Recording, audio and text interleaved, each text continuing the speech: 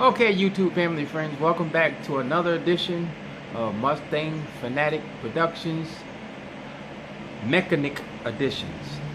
Mechanic is a word that we used 20 years ago when I was a diesel mechanic, so we just called ourselves mechanics instead of mechanics. So this is an edition of Mustang Fanatics Mechanic Editions. So we work on and solve mechanical issues and problems. So enjoy. Rev it up, Mustang Fanatic Production, Mechanic Edition. Mechanic Edition. 04 Yukon. Rear brakes and rotors. We already took the old rotor, the old brake pads out. We greased up the hardware. We greased the pins, the sliding pins. So now we're about to put the brake rotors, the brake pads into the housing.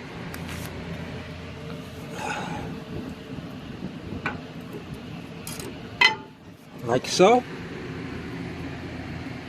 And then we're going to we already squeezed the piston in. It went in pretty good. We're going to put the caliper back on, tighten up the caliper bolts, put the wheel back on. We'll be over to the other side. Okay, we're on the passenger side rear brakes, and we're getting these little retainer clips off.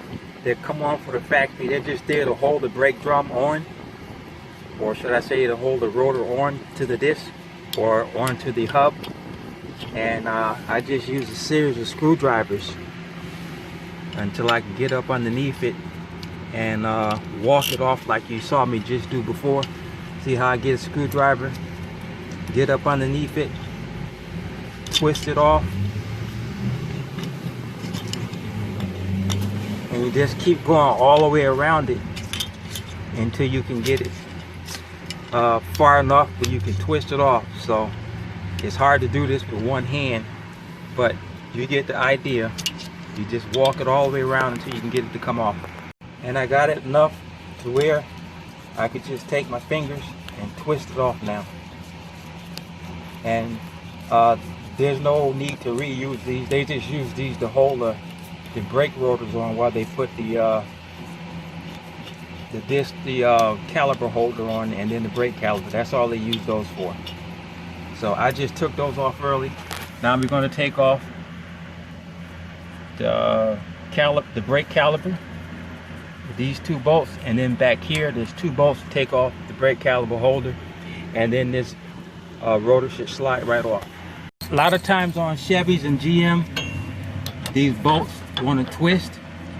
You can take and put a wrench right around that part right there to hold it in place as you twist and turn it off, and that'll hold it. Rev it up, Mustang Fanatic Productions Mechanic Edition. There's electrical relaxing. There's the Mercedes. We're working with the GMC Yukon 05. This is the Vapor Solenoid valve. This is the Vapor Canister valve. I'm going to set it upright.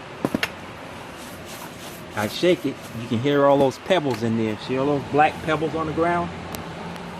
That's what the charcoal vapors turn into, and it keeps the fuel smell out of the car. So it lets you know it's backed up when all those pebbles come out. But anyway, there's a bracket that stick on to that, and the Vapor Solenoid sticks on the end of it like that. So I took it out as a unit. So when I took the bracket off, which is that bolt right there, then the bracket transfer over to the new one, and you see these slots. There's slots that go onto the back of it, and then I was able to, you see this slot, slide the Vapor Solenoid onto the Vapor Canister. Now I'll go up underneath and show you what happened. Unfortunately, I couldn't video this because it's hard to do stuff with one hand, and it's not that hard of a job, and it's not that simple of a job, but it's manageable. Okay, so we're under the vehicle.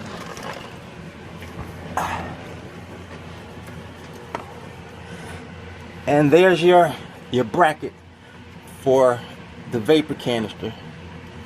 It sits up under where the rear tire would be, so the rear tire would have to come down so I can access this. Here's the purge valve, the solenoid valve, and the bracket that it slides into. So this bracket is on with that whole bracket. So I took those two bolts down and took this down at a unit. But what had to happen before I took that down, you see if I can get the light up here.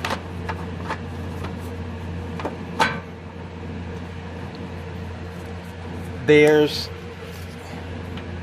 a hose. This hose right here. You stick the screwdriver in the end of it and you press this prong. You want to get it ahead of that. And when you press it, you get ahead of that, you pull back on it like that. Then you do the other side and pull back, and this hose will slide off. On the other side, there's just a little clip that you pull down, and that's the electrical cord. Okay? And then on this side, you have pretty much the same thing. Okay? Let me see if I can get this light stable and get a close-up here. Okay, now let's get a close-up. You got two more like that. Now what I was talking about is, I'm gonna point at it, this pin right here, you want to push that in and then push up on it at the same time, and it'll slide over that pin, and you do the same on the other side. And then there's one right, can't quite get it in the picture, I'll get it over on this side. There's one right there. You would do the same thing. You would go in here and pinch the wire, pinch that bracket on that side and on that side, and pull those out. But I was able to take these two bolts out. When I got those two bolts down, then this was able to hang, and I was able to get those out and pull that out a lot better, and then the whole unit came out. So when putting them back in, it's fairly simple. You just push on these until you hear it click. Push on it till you hear it click, push on it till you hear it click. And the other one just an electrical cord, and you know how electrical cords got a little tang you pull, and then you just pull it out. And that's all it is to a vapor canister and the vapor solenoid. That's all it is to changing it right there. And again, if you look, when I took loose the line that leads up to the purge control valve, which is under the engine, if you look, you see those black pebbles? Those black pebbles came out of that line also, and that's why she was having an awful time fueling the vehicle up, because of all that charcoal that was in there. So we did the brake job, the rear axle, the rotors and drums, and then we did this purge valve and the purge solenoid, and we did the vapor valve. And next we're going to be doing is the NOx sensors in the engine, but we won't be doing that until probably Saturday sometime.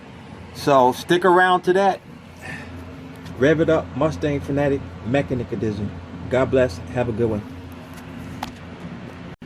Just so you can see the electrical connector on the purge valve, that little red thing right up there, that's it right there. You just pull back on it and slide the electrical tank down, and that comes out, and then you just push it back in and click it up until you get to the top.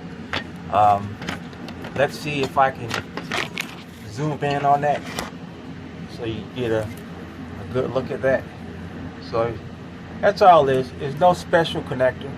You just pull back on that tab and pull it out of the socket, and then you push back up on it and make sure it clamps in. Nothing special. All right, God bless. And as always, we thank you for watching our videos. We hope you like the videos that we're presenting to you. We try to bring you cutting edge technology and bringing you the best of Mustangs, old cars, and motorcycles. But mostly Mustangs, because we're Mustang fanatics. So if you like the channel, hit the like button and then subscribe. God bless. Have a wonderful day. This is Rev with Rev It Up Mustang Productions. God bless.